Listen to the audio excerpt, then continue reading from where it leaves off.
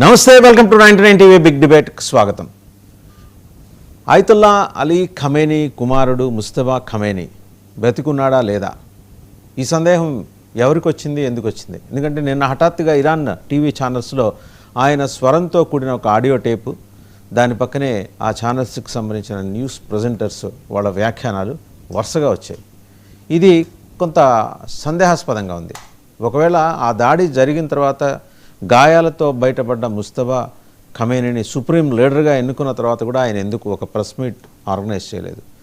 లేదా ఒక సందేశాన్ని కనీసం ఆంతరంగికులతో కూర్చున్నట్టుగా ఉన్న వీడియో క్లిప్ని ఎందుకు విడుదల చేయలేదు? ఇది కాకపోతే ఆయన కనీసం జనంలోకి వచ్చి ఎందుకు అభివాదం చేయలేదు? లక్షలాది మంది ప్రజలు ఆయన కోసం ఎదురు చూస్తున్నారు, జూనియర్ ఖమేనీ కోసం. అయతుల్లా అలీ ఖమేనీ హతమార్చిన తర్వాత వాళ్ళ సుప్రీం లీడర్గా ఆయన్నే ఎన్నుకున్నారు, ఆయన కుమారుని. ఇన్ఫ్యాక్ట్ ఇది ఆయనకి అలీ ఖమేనీకి, అయతుల్లా అలీ ఖమేనీకి ఇష్టం లేదు.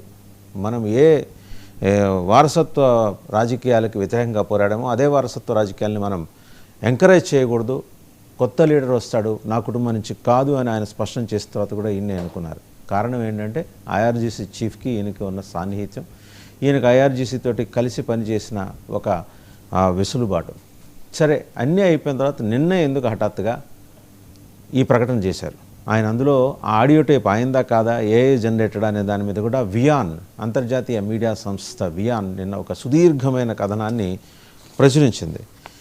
ఆ కథనానికి సంబంధించిన హెడ్లైన్ కూడా చాలా క్లియర్గా దాంట్లో ఏం మెన్షన్ చేస్తుంది? Is Mustafa Khamenei also dead, ghost tapes and zero public appearances spark IRGC propaganda coverup rumours. ఈ ఘోస్ట్ టేప్స్ ఇవి ఏఐ జనరేటెడ్ అనేది నిర్ధారణకు వచ్చింది. ఆయన అందులో ఏం చెప్పారు? ఆయన స్వరంతో విడుదలైన టేప్స్లో ఏం చెప్పారు? ఆయన ఖచ్చితంగా హర్మూజ్ జలసంధిని మూసేస్తున్నాం, మూసేసిన తర్వాత దాడులు కొనసాగిస్తాం గల్ఫ్ కంట్రీస్ మీద, అండ్ ఆ కంట్రీస్లో ఉన్న అమెరికన్ కాన్సులేట్స్ కావచ్చు, ఎంబసీస్ కావచ్చు, ఇమ్మీడియట్గా మూసేసుకుని వెళ్ళాలి. చాలా తీవ్ర స్వరంతో హెచ్చరించారు. ఇది కాస్త లాజిక్గా ఆలోచిస్తే వియాన్ రాసిన కథనం ప్రకారం ఏంటంటే, శుక్రవారం ప్రార్థనలకు ముందు రోజు ఈ రిలీజ్ చేయడం అనేది ప్రాధాన్యం సంతరించుకుంది. షియా కమ్యూనిటీలో ఏమన్నా గందరగోళం ఉంటే లేదు, ఆయన ముస్తఫా ఖమేనీ ఆయన ఉన్నారు, అందుకని ఆయన ఖచ్చితంగా తిరుగుబాటు చేస్తారు, అండ్ గల్ఫ్ కంట్రీస్ని కూడా ఉతికి ఆరేస్తారు, అమెరికా రాయబార కార్యాలయాలు కావచ్చు, కాన్సులేట్స్ కావచ్చు, వాటిని మూసేయించేస్తారు, దాడులు కొనసాగిస్తారు. ఇది సందేశం. సో ఇది చాలా సందేహాలకు తావిచ్చింది. చాలా అంతర్జాతీయ మీడియా సంస్థలు దీని మీద వచ్చినాయి. అసలు వాస్తవంగా యుద్ధ భూమిలో ఏం జరుగుతోంది, ఏం జరగబోతోంది? యుద్ధం ముగుస్తుందా? ట్రంప్ బీరాలా, లేకపోతే ఖమేనీ నిజంగా ఉండి ఆయన బతికుంటే కనుక ఆయన చేసిన హెచ్చరిక నిజమవుతుందా? దీనికి సంబంధించిన సమగ్ర విశ్లేషణ అందించడానికి మనతో జాయిన్ అవుతున్నారు రిటైర్డ్ ఆర్మీ అధికారి కల్నల్ వివి రావు గారు లైవ్లో. నమస్తే కల్నల్ వివి రావు గారు. చూసే ఉంటారు, నిన్న అంతర్జాతీయ మీడియా కథనాలు చూసుంటారు. ఎప్పుడైతే శుక్రవారం వస్తుందో ఆ ముందు రోజే ఇలాంటి హెచ్చరికలు వస్తుంటాయి. అంటే దీనికి పెద్ద రాకెట్ సైన్స్ లేదు, లాజిక్ లేదు, మనం ఎప్పటి నుంచో చూస్తూ వస్తున్నాం ఇలాంటి సంఘటనలు. మనిషి ఒకవేళ ఉంటుంటే ఆయన ఫిజికల్ అపియరెన్స్ ఎందుకు లేదు? చాలా క్లియర్గా రాస్తారు. Mustafa Khamenei also dead, ghost tapes and zero public appearances spark IRGC propaganda coverup rumours. మీరు కూడా చదివే ఉంటారు, ఏమంటారు? అవునా, బీబీసీ పర్షియన్ ఛానల్ అయితే ఏకంగా బహుశా ఆయన ఇంజరీస్ తోటి చనిపోయి ఉంటారని కూడా ప్రకటించారు. ఐ థింక్ మ్యూట్లో ఉన్నట్టున్నారండి మీరు, ఒకసారి ఓకే మ్యూట్లో ఉన్నట్టున్నారు. మ్యూట్లో లేను. ఓకే అండి, ఇప్పుడు వినిపిస్తుందండి, ఇప్పుడు వినిపిస్తుంది. బీబీసీ పర్షియన్ ఛానల్ ఏకంగా ఆయన బహుశా ఇంజరీస్ తోటి చనిపోయి ఉంటారని కూడా ప్రకటించారు. సో ఆ విధంగా మీరు అన్నది కరెక్టే. ఫ్రైడే వాళ్ళు ప్రపంచానికి మెసేజ్ ఇచ్చారు. ఐఆర్జీసీ ఫుల్లీ కంట్రోల్లో ఉన్నట్టుంది, ప్రస్తుతానికి స్టెబిలిటీ ఇస్తుంది దానికి. వాళ్ళు కంటిన్యూ చేస్తున్నారు అటాక్స్. నిన్న రాత్రి అమెరికా మళ్ళా అటాక్స్, ఇజ్రాయెల్ కూడా అటాక్స్ మొదలుపెట్టింది. రాత్రి Benjamin Netanyahu first time after 14th day ఒక స్పీచ్ ఇచ్చారు, ప్రెస్ మీట్ ఇచ్చారు. దానిలో ఇంకా దాడులు కొనసాగిస్తామని చెప్తున్నారు. అలాగే హెజ్బుల్లా మీద కూడా కొనసాగిస్తామని చెప్తున్నారు. సో ఆ విధంగా ఈ యుద్ధం యాక్చువల్ ఎయిమ్, ఇజ్రాయెల్కు ఉన్న ఎయిమ్ అంటే హమాస్ని కంట్రోల్ చేయడం, హమాస్ని కంట్రోల్ చేయడానికి హెజ్బుల్లా, హౌతీస్ని కంట్రోల్ చేయడం, వీళ్ళిద్దరికీ మాస్టర్ రూట్ అయిన ఇరాన్ని కంట్రోల్ చేయడం, ఇరాన్లో ఎట్టి పరిస్థితుల్లోనూ న్యూక్లియర్ వెపన్స్ డెవలప్ చేయకుండా ఫ్యూచర్లో ఎన్ష్యూర్ చేయడం, దీనికి అమెరికా సపోర్ట్ తీసుకోవడం అన్నది క్లారిటీ చాలా క్లియర్గా వస్తుంది. అలాగే నిన్న రాత్రి ఒక air refuel tanker KC-135 mid ఎయిర్లోనే కొలాప్స్ అవ్వడం జరిగింది. అది క్లారిటీ ఇచ్చారు వాళ్ళు, ఏది మిసైల్ వల్ల కాదు, దేనివల్ల కాదు, ఇది 2 విమానాలు బహుశా అది కోఆర్డినేషన్ సరిగ్గా చేసుకోలేక అందులో యాక్సిడెంట్ అయింది, అందులో ఫ్యూయల్ ట్యాంకర్ కొలాప్స్ అవ్వడం జరిగింది, వేరే ప్లేన్ మాత్రం సేఫ్గా ల్యాండ్ అవ్వడం జరిగిందని కూడా చెప్పారు. అలాగే దాదాపు 6-7 ఫ్రెంచ్ ట్రూప్స్ ఎవరైతే ఎర్బిల్లో ఉన్నారో వాళ్ళు ఇంజర్ అవ్వడం జరిగింది. బ్రిటిష్ ట్రూప్స్ ఎవరు ఇప్పటి వరకు ఇంజర్ అయినట్టు రిపోర్ట్ రావట్లేదు. అమెరికన్ ట్రూప్స్ దాదాపు 7-8 మంది పోయినట్టు మనం అనుకోవచ్చు. అయితే ఇజ్రాయెల్లో మాత్రం ఇరాన్లో మాత్రం దాదాపు 1700 మంది పైగా చేరుకుంది క్యాజువాలిటీ రేటు. ఇంజర్డ్ మాత్రం 18,000 దాటినట్టు లెక్క పెట్టుకోవచ్చు. అలాగే లెబనాన్లో దాదాపు 1700 మంది పోయారు. ఇంకా ఓల్డ్ జెరూసలేం కంప్లీట్గా మూసివేయడం జరిగింది నిన్న సాయంకాలం. ఎందుకంటే అక్కడ ఇరాన్ మిసైల్ పడడంతో వెంటనే 3 మతాలకి చెందిన టెంపుల్స్ కానీ, వర్షిప్ ప్లేసెస్ కానీ, వెయిలింగ్ వాల్ కానీ అన్ని క్లోజ్ చేసేయడం జరిగింది. మీరు అన్నట్టుగా IRGC కంట్రోల్లో ఉంది. IRGC పాలసీ మాత్రం ప్రస్తుతం ఈ ఎకనామిక్ బ్లాకేడ్ ఎలాగైనా ప్రపంచంలో తీసుకురావాలని చూస్తుంది. ఎందుకంటే దీనివల్ల ప్రపంచ ఒత్తిడి ఇజ్రాయెల్ మీద, USA మీద వస్తుంది. కానీ కొన్ని సెలెక్టెడ్గా ఎవరైతే వాళ్ళకి ఫ్రెండ్లీగా ఉన్నారో, చైనా, తర్వాత ఇండియా, వీళ్ళ ట్యాంకర్స్ని సెలెక్టెడ్గా రిలీజ్ చేయడం జరుగుతుంది హార్మోస్ నుంచి. దాదాపు 10-15 మైన్స్ దాటినట్టు రిపోర్ట్స్ వస్తున్నాయి. మిగతా నేవీ తర్వాత మైన్ లేయింగ్ బోట్స్ అన్ని డ్యామేజ్ అయిపోయినాయి. అయితే అమెరికా మాత్రం ఇప్పటి వరకు ఇంకా ఈ హార్ముజ్ జలసంధిలో షిప్స్ని ఎస్కాట్ చేయడానికి ఇంకా తయారుగా లేదు. అంటే ఏంటంటే సిచ్యువేషన్ ఇంకా కంఫర్టబుల్గా లేదు. ఏంటంటే సీ సుపీరియారిటీ మాత్రం కనిపించట్లేదు. ఎయిర్ సుపీరియారిటీ దాదాపు అచీవ్ చేశారు. గడప మిసైల్స్ ఫైర్ అవడం, కామికేజీ డ్రోన్స్ లాంచ్ చేయడం ఇజ్రాయెల్ చేస్తుంది. కానీ by and large Israel and USA air superiority, total air superiority achieve చేశారు. నెవల్ సుపీరియారిటీ దాదాపు అచీవ్ చేసినట్టే లెక్క పెట్టుకోవాలి. అయితే ఈ మైన్స్ పాతిరివి ఏ టైప్ అన్నది ఇంకా క్లారిటీ రాలేదు. ఫ్రీ ఫ్లోటింగ్ మైన్స్ అయితే మాత్రం హార్ముజ్ జలసంధిలో చాలా డేంజర్ ఉంటుంది. అందువల్లే బహుశా US షిప్స్ ఇంకా ఎస్కాట్ చేయడానికి తయారుగా లేనట్టు మనం అనుకోం. అయితే ఈ నేపథ్యంలో ఇరాన్ కూడా చర్చలకు మేము అగ్రీయబుల్లే, కానీ మాకున్న కండిషన్స్ 3 అని స్పష్టంగా చెప్తున్నాం. ఆ 3 ఆర్లు అనుకోవచ్చు. ఒకటేమో Iran rights in international community respect చేయాలని. అంటే దాని స్కోప్ ఎంత అంటే అణుబాంబు తయారు చేయడానికి కూడా దానికి స్కోప్ ఉందా లేదా అన్నది ఆలోచించాలి. రెండోది ఏంటంటే రిపరేషన్స్. ఈ యుద్ధం వల్ల జరిగిన డ్యామేజెస్, అంతకుముందు ఎకనామిక్ బ్లాకేడ్ వల్ల జరిగిన డ్యామేజెస్ వాళ్ళకి పే చేయాలని రెండోది. ఇది కొంచెం అనుమానించాల్సిందే, ఎందుకంటే ఇది ఎవరు తయారు. ఇంకా మూడవది ఫ్యూచర్లో రీఅష్యూరెన్స్ కావాలి. వాళ్ళ మీద యుద్ధం జరగదు అన్నట్టు రీఅష్యూరెన్స్ కావాలి. ఈ మూడిట్లోనూ మూడవది చాలా వరకు సాధ్యమే, రెండవది కొంచెం వరకు కష్టం. ఫస్ట్ దాంట్లో స్కోప్ ఏంటన్నది, అంటే ఇంటర్నేషనల్ నేషన్స్ రైట్స్ అన్న దాంట్లో అణుబాంబు తయారు చేయడం కూడా ఉందా, పీస్ఫుల్ న్యూక్లియర్ పర్పసెస్ వాడడానికి యురేనియం వాడతామని ఉందా, అది క్లారిటీ ఇంకా రాలేదు. ఇది ప్రస్తుతం ఉన్న పరిస్థితి. ఇదే దీనికి సపోర్ట్గానే ట్రంప్ గారు ఒక స్టేట్మెంట్ ఇచ్చారు, యుద్ధం త్వరలోనే ముగిసిపోతుందన్నారు. బహుశా వాళ్ళకు కూడా అర్థమైనట్టుంది. రెజిమ్ చేంజ్ పార్షియలీ అయింది, అయితే సిమిలర్ రెజిమ్, కొత్త రెజిమ్ వచ్చింది. వాళ్ళు అనుకున్నట్టుగా డెమోక్రసీ కానీ మోనార్కీ కానీ ప్రస్తుతాన్ని తీసుకురాలేకపోతే. అటు హిజ్బుల్లా కంట్రోల్లోనే కనిపిస్తుంది. హౌతీస్ యాక్షన్ ఇప్పటి వరకు కనిపించలేదంటే వాళ్ళు బహుశా కంట్రోల్ ఇన్యాక్టివ్గా ఉంటారు. వాళ్ళకి యాక్షన్ చేయగలిగే పరిస్థితుల్లో లేరు. వాళ్ళకి మిసైల్స్, రాకెట్స్ ఇరాన్ చేర్చగలిగే స్థితిలో లేదు. దానివల్ల వాళ్ళు కంట్రోల్లోనే ఉన్నట్టు లెక్క పెట్టుకోవాలి. హమాస్ బై అండ్ లార్జ్ కంట్రోల్లోనే ఉన్నట్టు అనుకోవాలి. సో ఆ విధంగా చూస్తే ఏంటంటే ఇజ్రాయెల్ యుఎస్ఏ ఎయిమ్స్ ఏవైతే ఉన్నాయో ఈ వార్లో దాదాపు అచీవ్ అయినట్లు లెక్క పెట్టుకుంటే అప్పుడు ఈ శాంతి డిస్కషన్స్కి కుదురుతుంది. దానివల్ల యుద్ధం కొంచెం తొందరగా ముగిసే అవకాశం ఉంది. ఎందుకంటే ఆయిల్ కూడా $120 చేరుకున్నది ఎప్పుడైతే ఇంటర్నేషనల్ ఎనర్జీ ఏజెన్సీ ప్లస్ ఈ G7 కంట్రీస్ వాళ్ళ స్ట్రాటజిక్ రిజర్వ్స్ రిలీజ్ చేస్తామన్నారో మళ్ళా $100కి దిగిపోయింది. మధ్యలో ఒక రూమర్ వచ్చినట్టుంది, యుఎస్ఏ ఎస్కాట్ చేస్తుంది షిప్స్ నుంచి అని. అప్పుడు దాదాపు $85-88 పడిపోయింది. కాకపోతే అది ఇంకా జరిగే పని కాదని తెలవంగానే మళ్ళీ $100కి చేరుకుంది. సో ఆ విధంగా ప్రస్తుతానికి శాంతి చర్చలు అయితే అట్లీస్ట్ మనుషులు ఓపెన్గా కనిపిస్తున్నారు. ఫ్యూచర్లో నెక్స్ట్ 48 అవర్స్లో ఏం జరుగుతుందో తెలియదు. మీరు అన్నట్టుగా కొత్త ఖమేనీ కూడా ఆయన ఉన్నారా లేకపోతే సీరియస్గా ఇంజర్డ్గా ఉన్నారా అన్నది క్లారిటీ లేదు.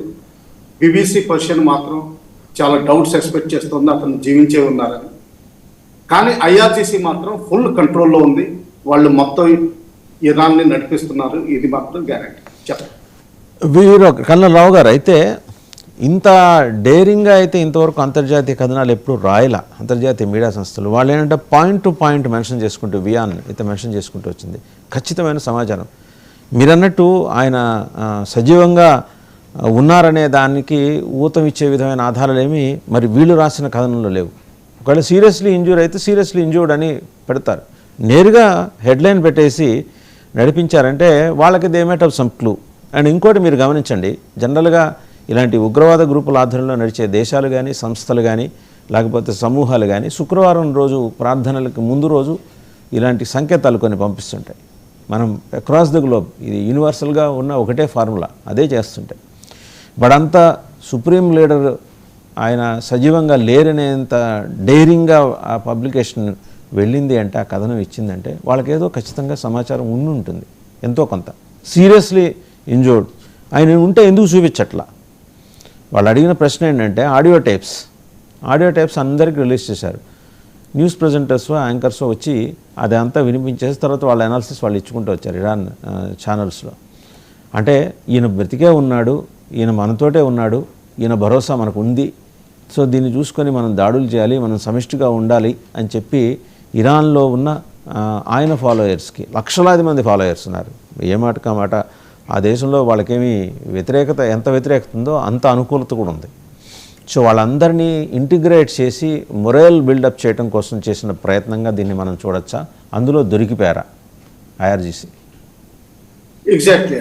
ఇప్పుడు కొన్ని కథనాల ప్రకారం ఏంటంటే మీడియాలో వచ్చింది, బీబీసీ పర్షియన్లో ఇచ్చింది, బీబీసీ ఇంగ్లీష్ దాంట్లో ఇవ్వకపోవడం వల్ల అది ఒక సైకలాజికల్ వార్ఫేర్ కూడా మనం గమనించవచ్చు. రెండవది ఏంటంటే ఏమాత్రం కమ్యూనికేషన్ లింక్ దొరికినా కానీ ఇజ్రాయెల్ అమెరికా చాలా రోజుల నుంచి అతని కోసం వేచి చూస్తున్నాడు, అతన్ని కూడా అందించడానికి. సో అతన్ని టాప్ సీక్రెట్ గా కూడా పెట్టి ఉండొచ్చు, అందులో కూడా డౌట్ ఏమీ లేదు. ఏదైనా సరే మనకి క్లారిటీ లేదు, క్లారిటీ వచ్చేంత వరకు మనం వేచి చూడాల్సిందే. అయితే మాత్రం 50% ఛాన్సెస్ ఆయన జీవించి ఉండి ఎక్కడో సెక్యూర్గా దాచి ఉంటారని కూడా మనం అనుకోవచ్చు. ఎందుకంటే ఆయన అంతమందించడానికి ఏమాత్రం చిన్న క్లూ దొరికినా, అంటే టేప్ కానీ ఒక రిలీజ్ కానీ బయటికి రావడం కానీ ఆయనకి ఉన్న ట్రస్టెడ్ ఎయిడ్స్ ఎక్కడైనా ఫిజికల్గా కనిపించడం కానీ, ఎందుకంటే ఇరాన్లో ఇంటర్నెట్ లేదు, మొబైల్ కమ్యూనికేషన్స్ దాదాపు స్తంభించిపోయినాయి. సో దానివల్ల ఏంటంటే చాలా కంట్రోల్డ్గా నడుస్తుంది. సో ఏ విధంగా కూడా నడిచే అవకాశాలు ఉన్నాయి. సైకలాజికల్ వార్ఫేర్ కూడా నడుస్తుంది ప్రజల్ని డిమోరలైజ్ చేయడానికి. కానీ ఒకటి మాత్రం మనం గమనించాల్సింది ఏంటంటే బేసికలీ ఆ అయతొల్లా రెజీమ్ థియోక్రసీని ఏదైతే కంట్రోల్ చేయడానికి నిలబెట్టడానికి ఉందో ఐఆర్జీసీ మాత్రం ఇప్పటి వరకు ఫుల్ కంట్రోల్లో స్టేబుల్గా ఉంది, అది మాత్రం గ్యారెంటీ. సో యుద్ధం కొనసాగే అవకాశాలు కనిపిస్తున్నాయి. అయితే ఈ చర్చలకి 3 పాయింట్లు ఇవ్వడం వల్ల తర్వాత ట్రంప్ గారు కూడా కొంచెం సౌత్ కొరియా నుంచి కూడా ట్రూప్స్ అండ్ ఎక్విప్మెంట్ కదల్చడానికి సిద్ధంగా ఉన్నారంటే వీళ్ళకు కూడా కొంచెం పరిస్థితి క్లిష్టంగానే ఉంది. అందువల్ల ఇరు సైడ్ని కూడా చర్చలకు తయారుగానే ఉంటున్నారు. కానీ ఎవరు ముందడుగు వేస్తారు, ఎవరు ఎంతవరకు లొంగుతారు అన్నది వాళ్ళు అతని కోసం చూస్తున్నట్టున్నారు. అలాగే హార్మోన్ జలసంధిని మిలిటరీ ఎస్కాట్కి పంపించడానికి ఇప్పుడు వరకు యుఎస్ఏ సముఖత చూపించట్లేదు. అంటే ఏంటంటే పరిస్థితి ఇంకా క్లిష్టంగానే ఉందని మనం అర్థం చేసుకోవచ్చు. చెప్పండి. కల్నల్ రావు గారు, ఇంకొక కథనం వచ్చింది, అంటే అంతర్జాతీయంగా ఆయన ఎలీట్ కిల్ స్క్వాడ్ ఆధ్వర్యంలో సురక్షితంగా ఉన్నారు, చాలా సేఫ్గా ఉన్నారు. నోపో అనే ఫోర్స్ ఉంది. అంటే ఈ ఐఆర్జీసీ ఒక 1000 టైమ్స్ దానికి ఇంకా మనం హార్స్ పవర్ ఇస్తే అంత ఫోర్స్ అనమాట. చాలా ఎలీట్ కిల్ స్క్వాడ్ అంటారట నోపో అని వాళ్ళ పర్షియన్ భాషలో. సో ఖచ్చితంగా అంటే దాని అర్థం కూడా వాళ్ళు మెన్షన్ చేసుకుంటూ వచ్చారు. ఏమని? సుప్రీం లీడర్ని అత్యంత సురక్షితంగా కాపాడుకునే వ్యవస్థ అని చెప్పేసి చెప్పుకున్నారు. ఓకే, ఇంటర్నెట్ లేకపోవచ్చు, కానీ ఇంటర్నెట్ లేనప్పుడు ఆడియో టేప్ ఎలా బయటికి లీక్ అయింది, ఆడియో టేప్ ఈ ఛానల్స్కి ఎలా వెళ్ళింది, ఇదంతా ఏఐ జనరేటెడ్ అనే కథనాలు ఎందుకు వస్తున్నాయి? ఒకవేళ నోపో ఫోర్స్ సంరక్షణలోనే ఆయన ఉండుంటే ఖచ్చితంగా ఆయన కనిపించి ఉండేవాళ్ళు. లేదు, నోపో దీని కింద ఉన్నా కూడా ఆయన తీవ్రంగా గాయపడటం వల్ల ఆయన ఒకవేళ విజువల్కి సమంగా సరైన ఇండికేషన్ ఉండదనే ఉద్దేశంతో కేవలం ఆడియో టేప్ రిలీజ్ చేశారు. ఈ గందరగోళం ఎందుకని ఐఆర్జీసీ చేస్తుంది? అండ్ దాంట్లో ఆయన మాటల తీవ్రతను గమనించుంటారు. ప్రతి దానికి సమాధానం చెప్తాం, ప్రతి దాడికి సమాధానం చెప్తాం, ఎవరిని వదిలిపెట్టడం, తుడిచిపెట్టేస్తాం. American consulates or embassies or America వ్యవస్థలు సంస్థలు ఏమైనా ఉన్నా సరే పారిపోవాలి అక్కడి నుంచి, లేకపోతే మా దాడులు తీవ్రతరం చేస్తాం. అండ్ వాళ్ళకి రక్షణ ఇచ్చినందుకు గాను, షెల్టర్ ఇచ్చినందుకు గాను గల్ఫ్ దేశాలను కూడా మిగలనీయం. Hormuz it's under our control, మేం చెబితేనే అక్కడ షిప్పులు కదలాలి. ఇంత మొండితనంగా మాట్లాడుతున్నారు అంటే ఏదో జరుగుతుందని ఒక భ్రమ కల్పించడానిక, లేదా ఏదైనా జరగటానికి ఉన్న అవకాశాలను ఆల్రెడీ ఎక్స్ప్లోర్ చేసుకున్నారు. ఎందుకంటే ఆల్మోస్ట్ 17 డైనమైట్స్ని, వాటర్ కింద ఉండే డైనమైట్స్ని డిఫ్యూజ్ చేసింది ఇజ్రాయెల్ అమెరికా సైన్యం. ఇంకా 9 ఉన్నాయట. అవి ఉండటం ప్రమాదకరం. ఇందాక మీరు అన్నారు హౌతీస్ గురించి, వాళ్ళని ఆల్రెడీ అక్కడ డిప్లాయ్ చేశారు. బేసిక్గా వాళ్ళు ఏంటి, ఆ గట్లు, కొండలు, పర్వతాలు, ఆ సానువులు వీటి దగ్గరే ఉంటారు కాబట్టి డిప్లాయ్ చేశారు. ఈ బోట్స్ ఉన్నాయి కదా, సూసైడ్ బోట్స్, లాస్ట్ టైం కూడా మీరు ప్రస్తావన చేశారు, వాటిని రెడీ చేశారట. ఎనీ మూమెంట్ వెళ్ళి మరి ఆ చుట్టుముట్టే ఉన్నాయి, రెడ్ సీలో ఉందా, మెడిటరేనియన్ సీలో ఉన్నాయా, గెరాల్డ్ ఆర్ఫోర్డ్ కావచ్చు, అబ్రహాం లింకన్ కావచ్చు, జార్జ్ బుష్ కావచ్చు, ఈ ఫ్లోటింగ్ సిటీస్ని డిస్మాంటిల్ చేయాలనేది వాళ్ళ ప్రధాన వ్యూహంగా కనిపిస్తుంది. ఇది చేస్తారా? ఎందుకంటే అంతర్జాతీయంగా ఇక గల్ఫ్ దేశాలు పడుకోవాలి, మళ్ళీ బ్యాక్ టు స్క్వేర్ వన్, వెనకటికి ఒంటెల మీద వచ్చి వ్యాపారాలు చేసుకొని ఖర్జూరాలు ఇచ్చి బియ్యం తీసుకొని వెళ్ళే పరిస్థితికి ఈ కొత్త ఖమేనీ రూల్ తీసుకొస్తుంది వాళ్ళని. నా అభిప్రాయం ప్రకారం ఇక యుద్ధానికి ఇప్పుడు ఒక లాంగ్ విరామం ఇచ్చే అవకాశాలు ఎక్కువ కనిపిస్తుంది. హౌతీస్ ఇప్పటి వరకు కావాలంటే రెడ్ సీని క్లోజ్ చేయడం కానీ, సూయజ్ కెనాల్ క్లోజ్ చేయడం కానీ, ఒకవేళ ఏమాత్రం ప్రయత్నాలు చేసిందో వాళ్ళు సక్సెస్ఫుల్ అయ్యి ఉండేవాళ్ళు. ఈ ఎకనామిక్ బ్లాకేడ్ అన్నది ఇంకా సీరియస్ ప్రపంచంలో తీసుకురాగలిగే పరిస్థితి ఉండేది. అయితే వాళ్ళు చేయట్లేదు. అంటే ఎందుకంటే ఇరువైపులు కూడా ఇరాన్ విపరీతంగా దెబ్బతింది, ఇన్ఫ్రాస్ట్రక్చర్ దెబ్బతింది. నిన్న మదర్ ఆఫ్ ఆల్ బాంబ్స్ కూడా నార్త్ ఆఫ్ టెహ్రాన్ వాడడం జరిగింది. సో దానివల్ల ఏంటంటే వాళ్ళు విసిగిపోయారు. ఇటు ఇజ్రాయెల్ అండ్ అమెరికన్ ఫోర్సెస్ కూడా ఒక స్టేల్మేట్కి వచ్చినట్టు మనం అనుకోవచ్చు. లేకపోతే కంట్రోల్లోకి వచ్చాం, ప్రస్తుతానికి వేచి చూద్దాం, ఇంకొక 10 సంవత్సరాలు పట్టే అవకాశం ఉంది ఇరాన్ మళ్ళా ఫుల్గా కోలుకోవడానికి. ఈ లోపల మళ్ళీ ఏమైనా యురేనియం ఎన్రిచ్మెంట్ చేసే ప్రయత్నాలు ఉంటే అప్పుడు చూద్దాం, అప్పటి వరకు కొంచెం వేచి చూడొచ్చు. ఈ లోపల హెజ్బుల్లాని కంట్రోల్లోకి తీసుకుని హమాస్ని వరల్డ్ పీస్ కమిటీ ఏదైతే ఉందో ఇంకా డిప్లాయ్మెంట్ అవ్వన్నది, అది బహుశా నెక్స్ట్ 1 month 2 monthsలో డిప్లాయ్ చేసి ఎలాగోలని కంట్రోల్లో తీసుకొద్దాం అన్నట్టుగానే ప్రయత్నాలకు ప్రస్తుతానికి నాకు అనిపిస్తుంది. ఇందాక మీరు అన్నట్టు అది ఆడియో టేప్ అన్నది కొన్ని మీడియా ఛానల్స్ ప్రకారం, ఎస్పెషల్లీ ద వెస్టర్న్ వన్స్, వాటి ప్రకారం ఏంటంటే ఇది ముస్తఫా వాయిస్ కూడా కాదు, ఇది ఒక IRGC spokesmen voice. So IRGC spokesmen voice అంటే ఆన్ బిహాఫ్ ఆఫ్ ముస్తఫా అయితే మాత్రం తప్పనిసరిగా నాకేమనిపిస్తుందంటే ఆయన ఎక్కడో చాలా సేఫ్గా పెడుతున్నారు, లేకపోతే ఆయన ఇంజరీస్ తోటి ఉన్నారు, ఆయన మాట్లాడలేని పరిస్థితిలో ఉన్నారు. అది రెండు ఏదైతేనే ఐఆర్జీసీ మాత్రం కంట్రోల్లో ఉంది. అంటే ఏంటంటే ఇరాన్ డిస్ట్రాయ్ అవ్వలేదు, పొలిటికల్ సెటప్ మాత్రం కంట్రోల్లోనే ఉందని మనం గమనించవచ్చు. చెప్పండి రావు గారు, మీరు అన్నట్టు we have to look at the other side of the coin. ఇప్పుడు సరే, అమెరికా భ్రమించింది, ఇరాన్ కూడా వెనిజువేలా మాదిరే కంప్లీట్ కంట్రోల్లోకి వస్తుంది. వాళ్ళ తోలుబొమ్మను అక్కడ ప్రతిష్టాపన చేసి పరిపాలన చేద్దామని. But things have taken a different shape. ఇక్కడికి వచ్చేప్పటికీ ఐఆర్జీసీ పటిష్టంగానే ఉంది. But now they are trying to bring in a division in IRGC as well in Iranian army. Already వాళ్ళ మనుషులు అందులోకి చొచ్చుకుపోయారు. ఎలా అయితే ఐతుల్లా అలీ ఖొమైనీ పక్కన సెక్యూరిటీ గార్డే వాళ్ళ శిబిరంలో వీళ్ళ తరఫున పనిచేయటం ఇవన్నీ చూసాము. ఇప్పుడు కూడా వాళ్ళు ఆ డివిజన్ తీసుకొస్తే కానీ. రెండోది మీరు చూసుంటారు, అవుట్ ఆఫ్ 31 ప్రావిన్సెస్ ఖుజస్థాన్, ఆ ఖుజస్థాన్లో తిరుగుబాటు మొదలైంది. అరబ్ ట్రైబ్స్ తోటి వెనకాల నుండి వీళ్ళు నడిపిస్తున్నారు. అది తీరం వెంబడి ఉంటుంది. అమెరికాకు ఉన్న అడ్వాంటేజ్ ఇది, మధ్యలో లేదు ఆ ప్రావిన్స్. మధ్యలో ఉంటే వాళ్ళ ఫోర్సెస్ని డిప్లాయ్ చేయడం కానీ బూట్స్ ఆన్ గ్రౌండ్ కానీ సాధ్యం కాదు. అక్కడికి తరలించే ప్రయత్నం ప్లాన్ బిలో ఆయన చేస్తున్నాడు. వాళ్ళ ఫోకస్ అంతా ఖర్గ్ ఐలాండ్ మీద ఉన్నట్టు ఒక పిక్చర్ ఇచ్చి ట్రంప్ అడ్మినిస్ట్రేషన్ ఇటువైపు వచ్చేసి అరబ్ ట్రైబ్స్ని వాళ్ళ కంట్రోల్లోకి తీసుకొని ఎగదోసే ప్రయత్నం, అంతర్యుద్ధం. ఇది కొంచెం తీరం వెంబడి అలాంటి వాళ్ళు బలపడటం అనేది ఐఆర్జీసీకి కలవరు పెట్టే విషయం. So Trump did not give up అనేది స్పష్టంగా అర్థమవుతోంది. ఎందుకంటే తన దేశానికి ఆయన ప్రామిస్ చేశాడు అప్పులు తీరుస్తానని. తన సంపదను పెంచుకునే ప్రయత్నం చేస్తున్నాడు. వాళ్ళ ఆయుధాలమ్మో లేకపోతే ఇతర దేశాల్లో విధ్వంసం సృష్టించో, పరాయి దేశాల ప్రజాస్వామ్యాన్ని కాపాడు, ఆయన తంటాలు ఆయన పడుతున్నాడు. సో ఆయన కూడా అంత తొందరగా వదిలే రకం కాదు. ఐఆర్జీసీ తొందరగా వదిలే రకం కాదు. వీళ్ళ ప్రతి ఎత్తుగడకి ఆయన దగ్గర ఇంకో కౌంటర్ ఉంటుంది. ఇప్పుడు ఆల్రెడీ కుర్దుల్లో కొంత తీసుకొచ్చి చూపిద్దామనే ప్రయత్నం చేశాడు, కానీ వాళ్ళది మరి టర్కీ నుంచి సిరియా నుంచి కుర్దులు వీళ్ళకి అనుకూలంగా అయితే రాట్లా. సో ఈ has plan B and plan C also. మీరేమంటారు? ఒకవేళ ఈ ప్లాన్స్ ఎన్ని ఉన్నా కానీ ఇప్పుడు ఒకటి అవుతుంది, వాళ్ళది ఏంటంటే వార్ ఇన్వెంటరీ మొత్తం అటు యూక్రెయిన్లను ఇటు ఇక్కడ డిప్లీట్ అయిపోయింది. అక్కడ యూక్రెయిన్లో చాలా వరకు వీళ్ళు కేటాయించాల్సి ఉంటుంది. లేకపోతే ఏమవుతుందంటే రష్యా యూక్రెయిన్ని తినేస్తుంది. ప్రస్తుతాన్ని రష్యాని ఈ మిడిల్ ఈస్ట్ కాన్ఫ్లిక్ట్ నుంచి దూరంగానే పెట్టగలిగారు బై అండ్ లార్జ్. ఎందుకంటే అక్కడ యూక్రెయిన్కి సప్లై చేస్తున్నారు. లాస్ట్ 48 అవర్స్లో ఒక యూక్రెయిన్ యాక్షన్స్ చూస్తుంటే చాలా తీవ్రంగానే చేసింది, డ్యామేజ్ చేసింది రష్యాలో. సో ఆ విధంగా కొంతవరకు చూస్తుంటే ఏమనిపిస్తుందంటే వీళ్ళ ఇన్వెంటరీ సరిపోవట్లేదు. లేకపోతే సౌత్ కొరియా నుంచి ఎక్విప్మెంట్ ఇక్కడికి మూవ్ చేయాల్సిన అవసరం కనిపించట్లేదు. ఎందుకంటే అక్కడ తిరిగి రీఇండక్షన్ చేయడం చాలా కష్టం అవుతుంది. ఏంటంటే తైవాన్ స్ట్రైట్లో చైనా చాలా యాక్టివ్గా ఉంటుంది, అది వాళ్ళు గమనించాల్సింది. అయితే చైనా కూడా ఇందులో ఒక గేమ్ ఆడుతుంది. వైల్ ఇరాన్ని మేము నిలబెడతాము, వాళ్ళ సౌవరానిటీ నిలబెడతామని గ్యారంటీ ఇస్తున్నాం, కానీ కొన్ని టాప్ అంటే బాగా క్లాసిఫైడ్ ఎక్విప్మెంట్ ఇంకా ఇరాన్కి ఇవ్వలేదు.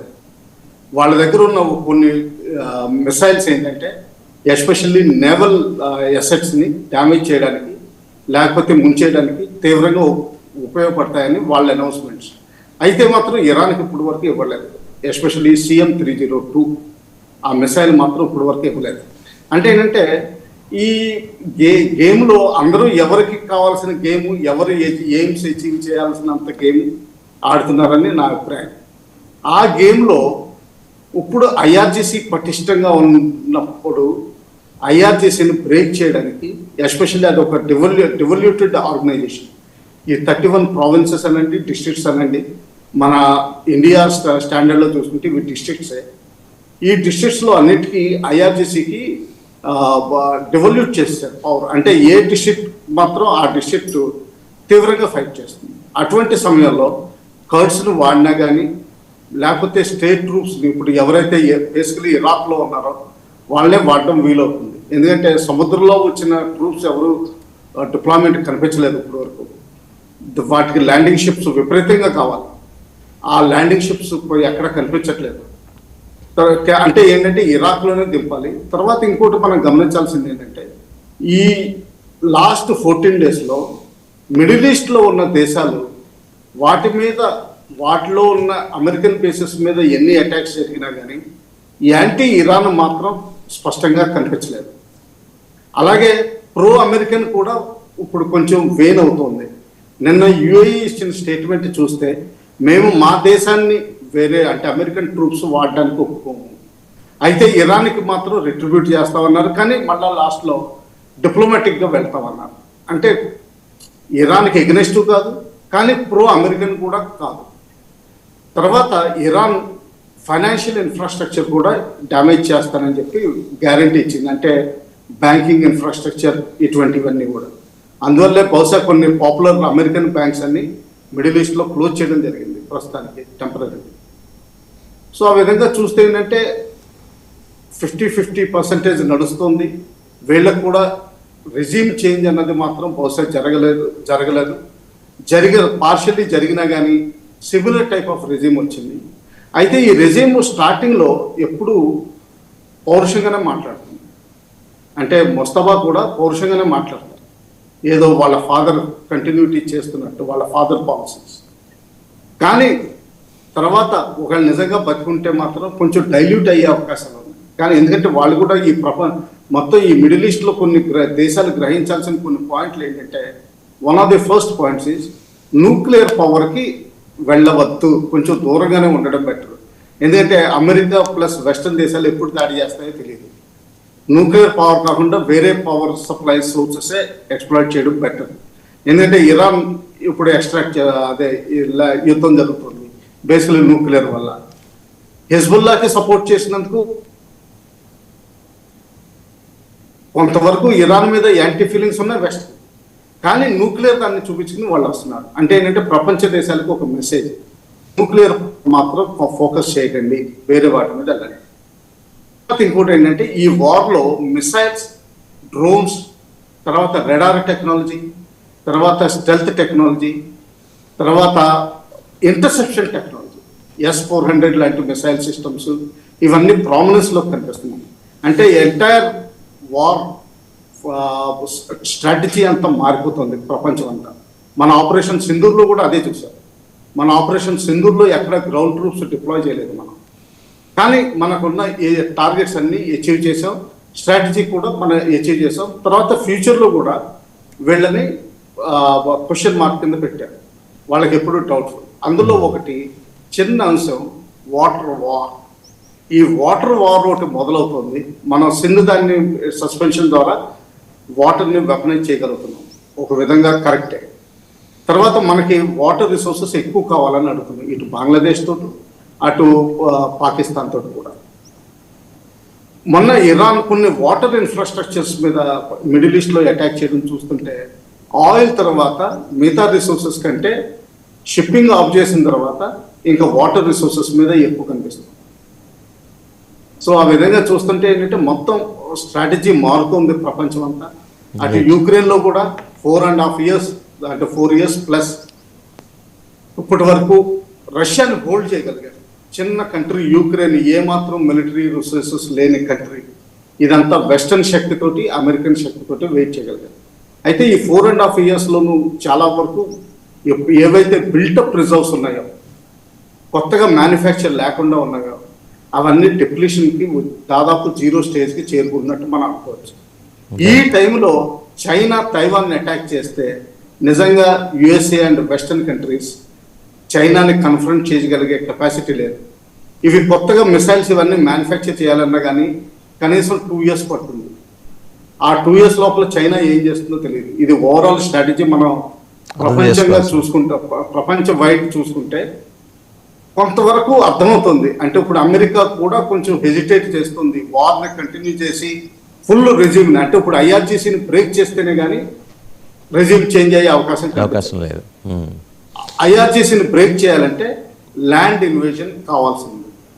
డివిజన్స్ అన్నది ప్రస్తుతానికి కష్టం, ఎందుకంటే ఇస్లాంలో మాత్రం ఉమ్మా కాన్సెప్ట్ చాలా పవర్ఫుల్ కాన్సెప్ట్. మొత్తం ప్రపంచంలో ఏ దేశంలో ఉన్నా కానీ, ఆఖరి కెనడాలో కానీ, ఇటు నార్వే, ఇటు డెన్మార్క్ ఇటువంటివి కానీ, వాళ్ళు ఎప్పుడు వాళ్ళ హోలీ రిలీజియస్ సైట్స్ కాబా కానివ్వండి, ఇటు జెరూసలేం కానివ్వండి, అటువైపే ఫోకస్ చేస్తారు. అలాగే విజిట్స్ కూడా కంపల్సరీ. అలాగే ఉమ్మా అన్నది వెదర్ షియా, సున్నీస్, బహాయ్ కానివ్వండి, ఏదైనా కానివ్వండి, వాళ్ళ ఉమ్మా కాన్సెప్ట్ చాలా స్ట్రాంగ్గా ఉంది. ఈ నేపథ్యంలో ఇరాన్ మాత్రం ప్రస్తుతానికి స్టేబుల్, సెక్యూర్గా కనిపిస్తుంది. దాన్ని బ్రేక్ చేయడం కష్టమని అమెరికాకు అర్థమవుతున్నట్టు అనిపిస్తుంది. నా అభిప్రాయం. చెప్పండి. ఒక బ్రేక్ తీసుకుందాం కల్నల్ రావు గారు. బ్రేక్ తర్వాత CM-302 మిసైల్ ఇవ్వటానికి చైనా ఎందుకు వెనకాడుతుందనే దాని